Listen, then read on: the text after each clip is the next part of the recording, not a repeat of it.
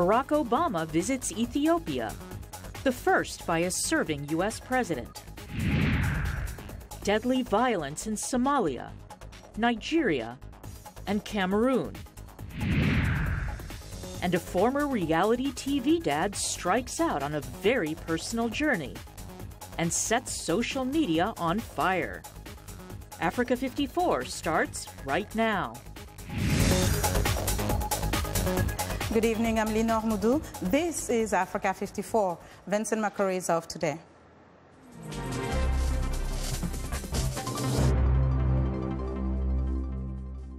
Security issues dominated Monday's talks in Ethiopia between U.S. President Barack Obama and Prime Minister Haile Mariam Desalegn.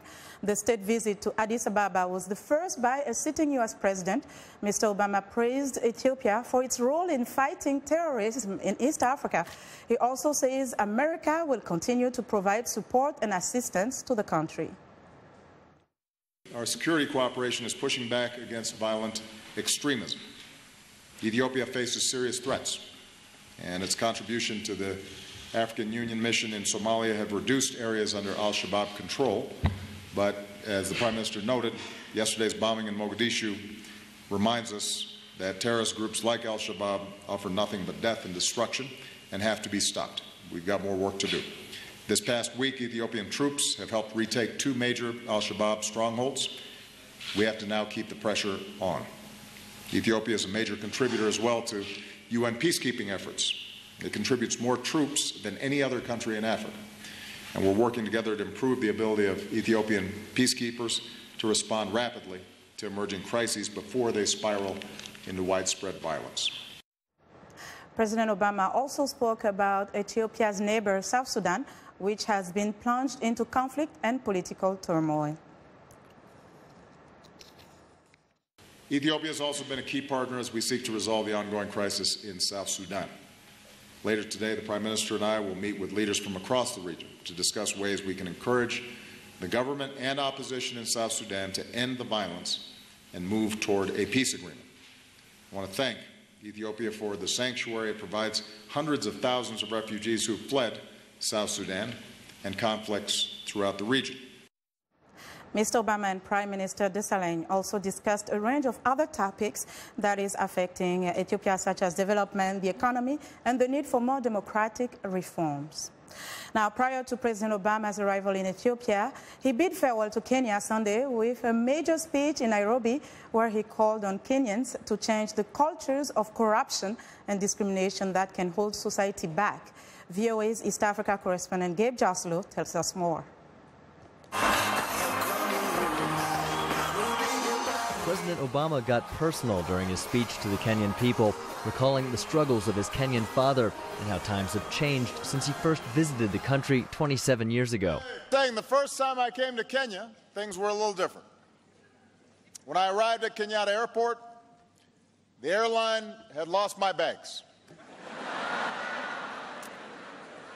That doesn't happen on Air Force One. In a wide-ranging speech, Mr. Obama praised Kenyan progress in the 50 years since independence, but called on the people to address the serious challenges still facing the country.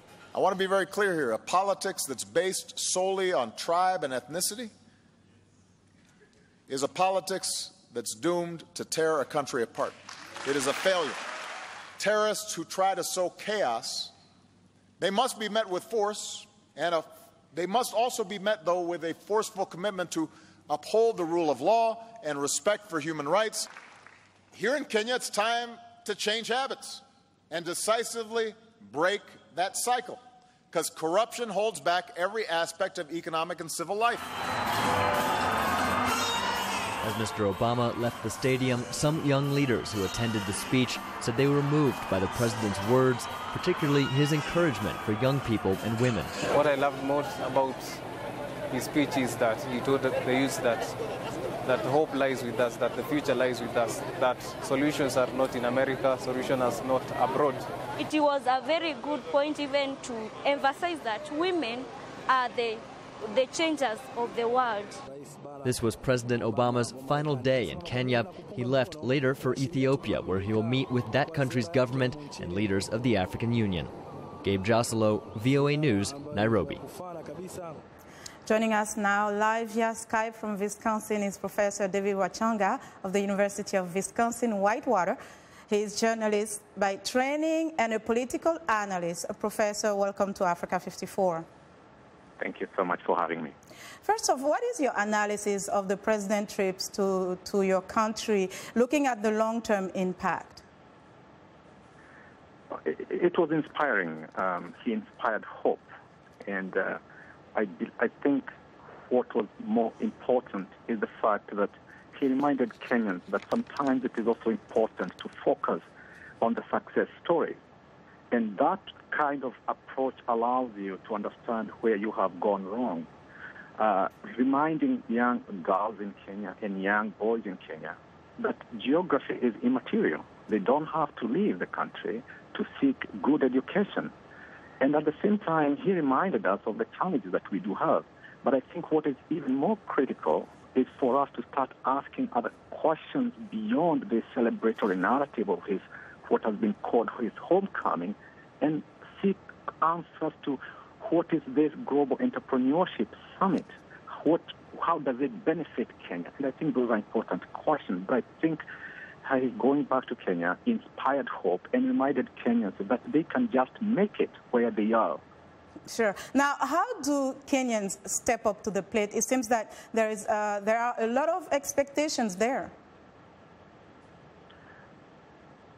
Well, this has always been the challenge of we do know what we need to do, which is to strengthen institutions. These conversations have been going on.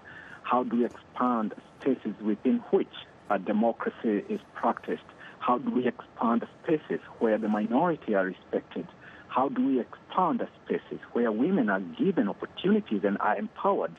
Because we have seen the role that they can play, that any young girl, whether it's in Lake Valley, in Kogelo, or in Kakamega or Kirinyaga, can become the second Wangari Maathai.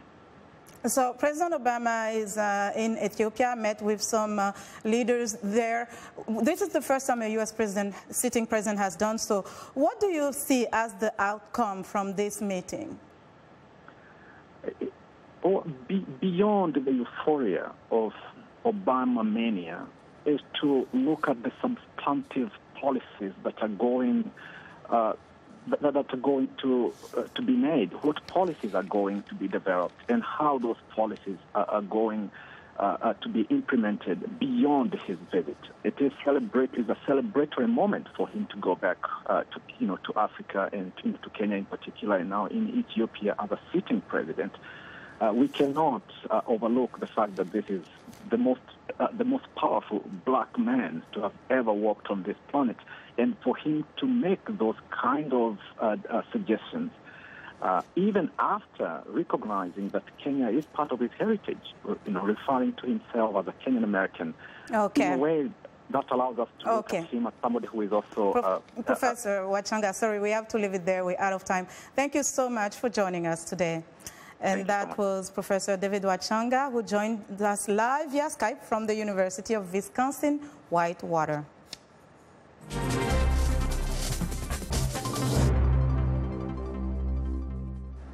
Deadly violence struck across the African continent over the weekend. First in Somalia, at least 13 people were killed and 25 wounded in Mogadishu Sunday when a car bomb exploded outside a hotel that hosts the Chinese and Egyptian embassies. The Somali-based terrorist group Al-Shabaab has claimed responsibility for the blast that targeted the Hotel Jazeera near Mogadishu International Airport.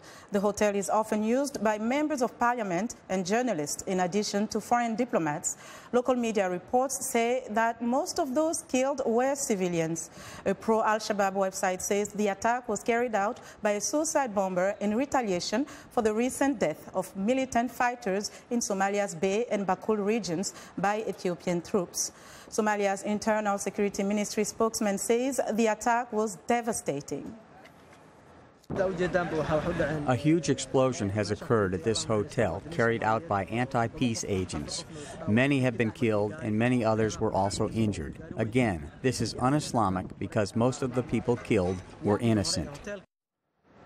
Ethiopia is one of several East African nations that have troops in Somalia fighting Al-Shabaab. The group has also lost most of the territory it once controlled, but carries out periodic high-profile attacks. In West Africa, an explosion set off by a female suicide bomber killed at least 14 people at a market in northeastern Nigeria. Witnesses say 50 people were wounded. Officials say the early Sunday blast occurred at the entrance of the market in the town of Damaturu, the capital of Yobe State. So far, no one has claimed responsibility for the attack. Earlier this month, at least 9 people were killed in Damaturu when a female suicide bomber targeted residents preparing for a Muslim festival to mark the end of the Ramadan.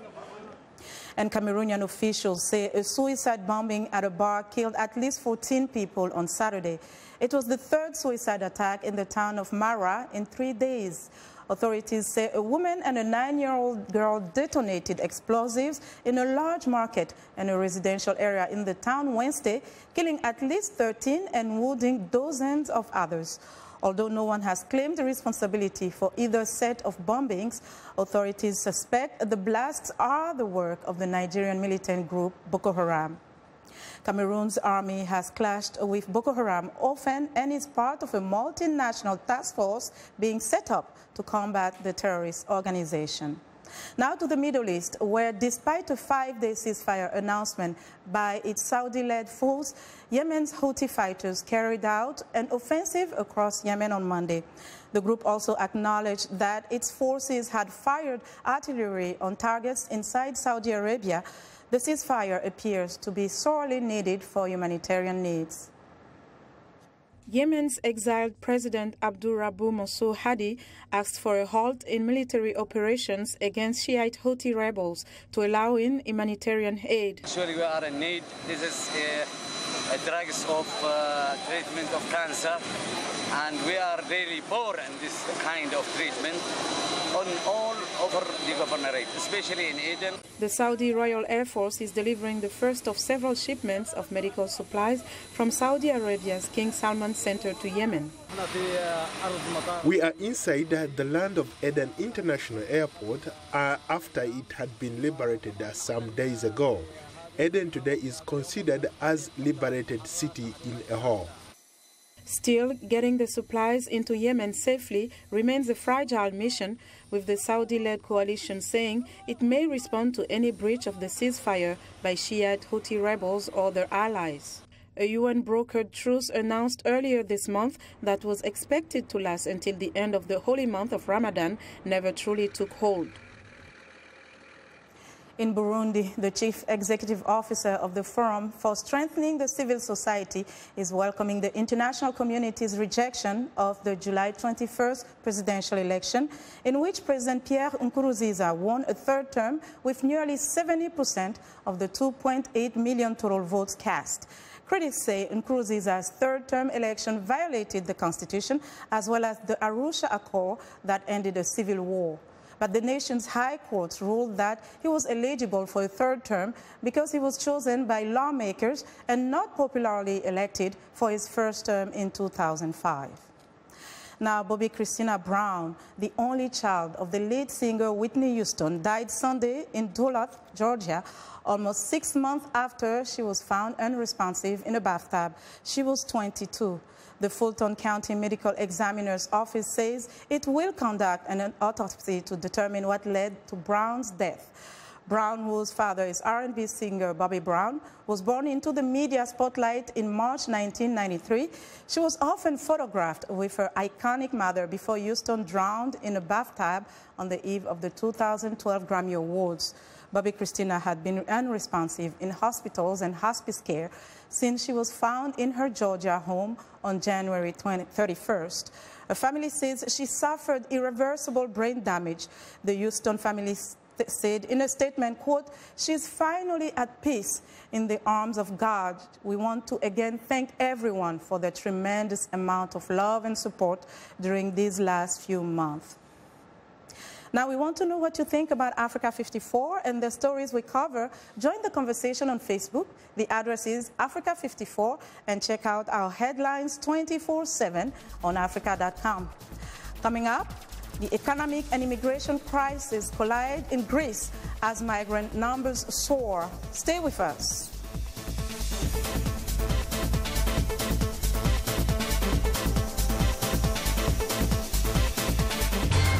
How do you see the world? I see countries in turmoil. I see our planet changing.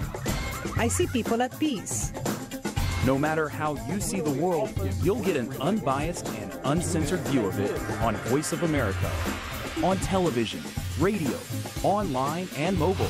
In more than 40 languages all day, every day. Millions of people tune us in. How do I see the world? On Voice of America.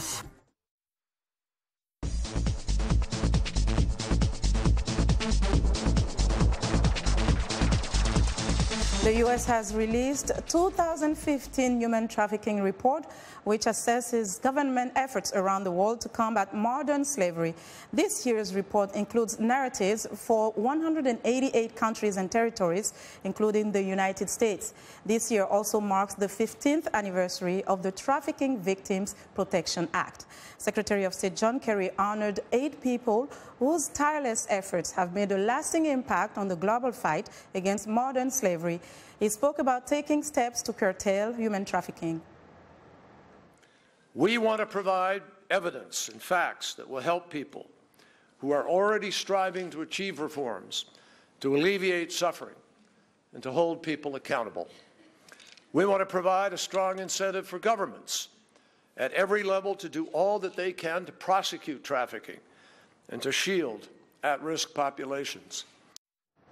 And globally, more than 20 million people are believed to be affected by trafficking in such industries such as mining, construction, the sex trade, and domestic service. Now, Greece has replaced Italy as the main gateway for migrants into Europe, with more than 100,000 arrivals in the first 6 months of 2015. Many want to move further into Europe and escape Greece's economic crisis, but they face widespread dangers on their journey. Henry Ridgwell has our report. Day and night, dinghies arrive on the shores of Lesbos Island in Greece. The human cargo is tightly packed. More than half of them are Syrians escaping war. We are suffering from bombs, from attacks, terrorists, regime. All of them wants to kill us. More than 101,000 migrants have arrived in Greece this year alone. They enter a country in the grip of economic crisis. The local mayor says it is a catastrophe. In other words, I have a bomb in one hand, the Greek government debt, and now they have given me another bomb in the other hand, and I don't know which will detonate first.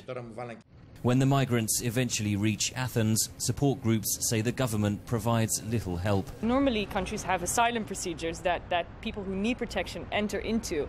Absolutely dysfunctional at the moment. So a lot of people are leaving Greece again, and that's what's leading to the problems on this Western Balkan route that we have looked into.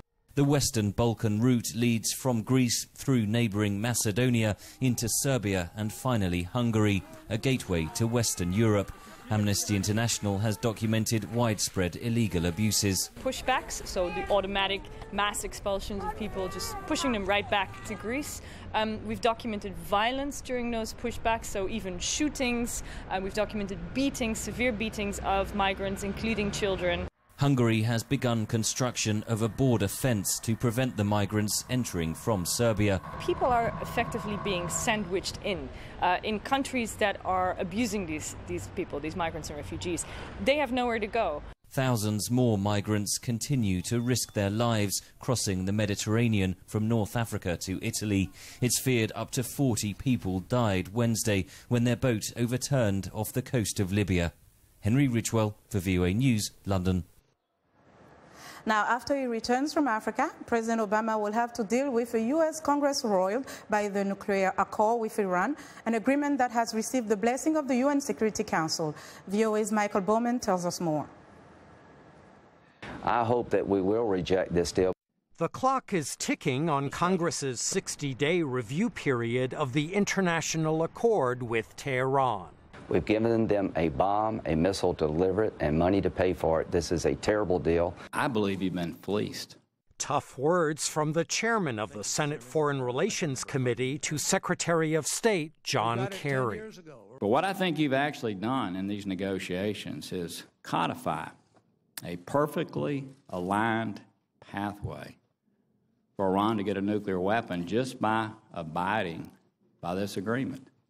Kerry insists that only the pact announced in Vienna can halt Iran's march to an atomic arsenal.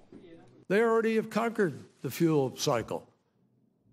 When we began our negotiations, Iran had enough fissile material for 10 to 12 bombs.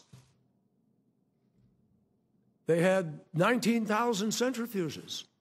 Terminating Iran's nuclear program in its entirety, as some U.S. lawmakers suggest, would require a different option, according to Kerry. It's called military action, because they're not going to stop it otherwise. Many Democrats have yet to announce their position. We don't trust Iran, but we got to leave emotion out of this. We got to look at the agreements, and we got to determine whether the compliance with this agreement by the United States will put us on a path that makes it less likely or more likely that Iran will become a nuclear weapon power. Americans are beginning to see television ads against the accord by lobbying groups. Congress should reject a bad deal. Initial polling shows majority support for the pact, but broad skepticism that it will keep Tehran nuclear weapons free. Michael Bowman, VOA News, Washington. It's time now for a short break. Still to come on Africa 54, one of the year's most hotly anticipated reality shows ignites a social media conversation. We'll be right back.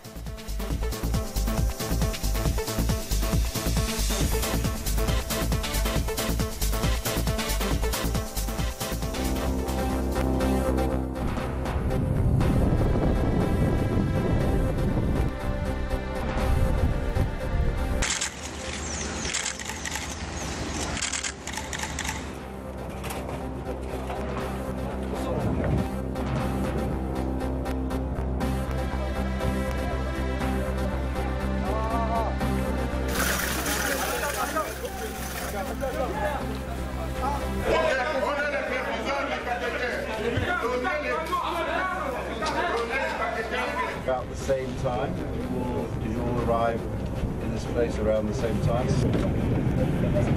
So under the heat.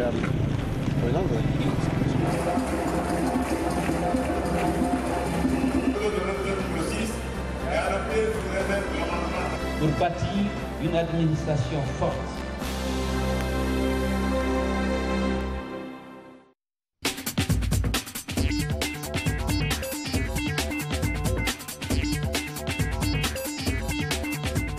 Welcome back to Africa 54. Here is what's trending. After weeks of speculation and with enormous fanfare, Caitlyn Jenner's docu-reality series, I Am Kate, debuted on ETV Sunday night. The world's newest and most high-profile member of the transgender community was an Olympic athlete and one of television's most famous reality television dads in a previous life. Kim Kardashian West and her husband Kanye, as well as Kylie Jenner, made an appearance. But this show is no keeping up with Caitlyn. She wants the program to raise awareness about issues impacting trans people. As the show aired, I Am Kate was the top trending hashtag on Twitter. Finally, the time has come to unite. Our lives were never ours. They belong to Snow, and our deaths do too. But if you kill him, Katniss... Here is a first look at the trailer for the Hunger Games Mockingjay Part 2, showing heroine Katniss Everdeen leading District 13 in its all-out revolution against the Capitol. Backed by her closest friends, Katniss and company risked their lives to liberate the citizens of Panem and stage an assassination attempt on President Snow. But will the odds be ever in their favor? The Hunger Games Mockingjay Part 2 arrives in theaters in November. And that's what's trending today.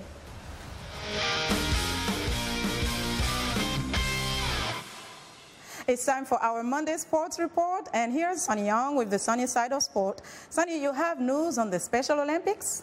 Yes, I do, Lenore, and sporty greetings once again to our Africa 54 viewers. The Special Olympics World Games for intellectually disabled athletes officially opened over the weekend in Los Angeles, California. About 6,500 athletes from 165 countries marched into the Los Angeles Coliseum for the opening ceremonies. U.S. First Lady Michelle Obama welcomed the athletes and said they inspire hope and unity. During the 9-day competition, the athletes will compete in 25 different sports. Washington, D.C. is represented by a track athlete at the Special Olympics World Games. VOA's Deborah Block reports. 22-year-old Demetrius Cutchin has a learning disability, but he doesn't let that hold him back. I like to run all the time. Today, he is practicing getting off to a quick start with his coach, Anthony Sukenu. I need to push him to make sure that we get the best out of him. There you go. Come on, let's go. Walk it. Told me the lots of stuff, you stretch out, chin down. After preliminary tryouts in Los Angeles, where only the top athletes will be chosen, Cutchin hopes to run in the 100-meter dash, a 400-meter relay, and a 400-meter race. Last year at the U.S. Special Olympics in New Jersey, he came in first in the 400 meters, his fastest time ever. He's hoping to beat that time at the 2015 World Games. I feel happy. I feel excited. I feel a win by myself. His coach says the shy, quiet athlete has blossomed since he began taking part in the Special Olympics program a few years ago. You can see that his personality has grown, and his athletic ability has also grown vastly. Cutchin's mother, Laverna, says Special Olympics has helped with his learning disability, and he graduated from high school last year. I told him to keep his head up and everything. You're going to be okay. Go, push. Sukenu says the Special Olympics is not so much about winning or losing as it is providing a supportive atmosphere for people with intellectual disabilities who may not have the opportunity to participate in sports. It gives them a place that they're safe and they understand that everybody that's there is there for them. While the athlete is in Los Angeles, his mother will be cheering him on back home in Washington, hoping he'll get a gold medal. I hope so, he do. Deborah Block, VOA News, Washington. Thanks, Deborah, and good luck, Demetrius Cutchin. I'm VOA Sonny Young, and that's the sunny side of sports. Lenore? What an inspiring story. Thank you so much, Sonny. Be sure to watch the sunny side of sports every Monday and Friday on Africa 54. That's our show for today. Be sure to watch Africa 54 on our website at voaafrica.com. For more news, tune in to VOA's evening radio show, Africa News Tonight, at 1800 UTC, and in the mornings to Daybreak Africa, between 300 and 600 UTC, Monday through Friday. Thanks for watching, and good night from Washington.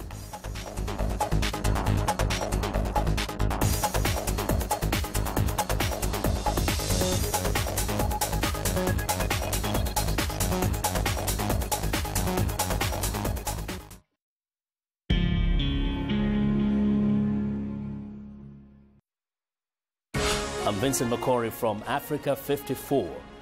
This is VOA. Follow us on Africa 54. Go to facebook.com/VOA Africa 54.